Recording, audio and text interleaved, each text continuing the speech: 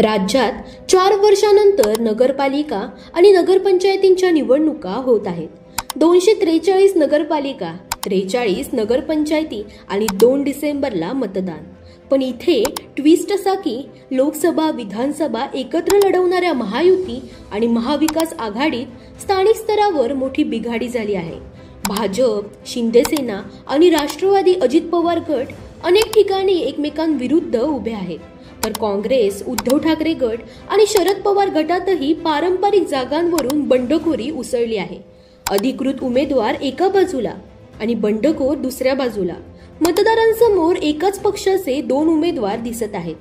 कोकण, मुंबई, ठाणे आणि मराठवाड्यात तर ठाकरे गट वर्सेस शिंदे गट थेट आमने सामने. मतांची ही विभागणी कोणाच्या पथ्यावर पडणार यावर सगळ्यांचीच नजर खिळली आहे. स्थानिक आघाड्या काही ठिकाणी भाजपला, काही ठिकाणी राष्ट्रवादीला अडचणीत आणत आहेत. फडणवीस, अजित पवार यांनी बंडखोर शांत करण्यासाठी शेवटपर्यंत धडपड केली.